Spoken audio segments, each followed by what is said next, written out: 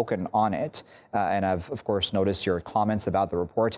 It is troubling, is it not, that 80%, I mean, that's quite a high number, would say that they've experienced Islamophobic racism at some point. Yes, I would agree. I think a number of the things that we found out are quite concerning about, the general sense that Islamophobia is getting worse in the northeast.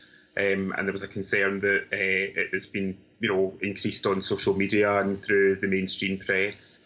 And so there was this was really worrying for people. And it tends to happen in public spaces, on public transport and institutions.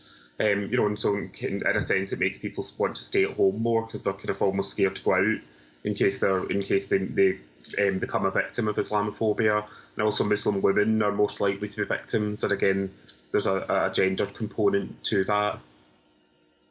Right. So then, Eric, and I know we've spoken in the past about, of course, different views on hate within the UK as well. But I wonder what kind of laws exist right now to be able to actually enforce and to ensure that any such hate crimes and/or hate speech is not tolerated.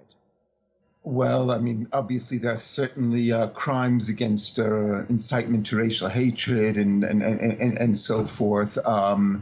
The efficiency of enforcement obviously can be more difficult because it's not always so easy to trace the organization and the mobilization of this kind of activity.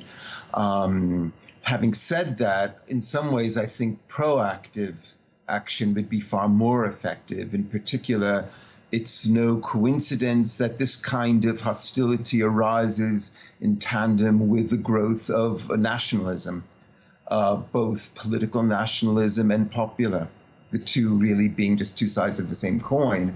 So I would like to see not just kind of the use of lots of criminal law, which can often have a boomerang effect, but to see just more proactive action on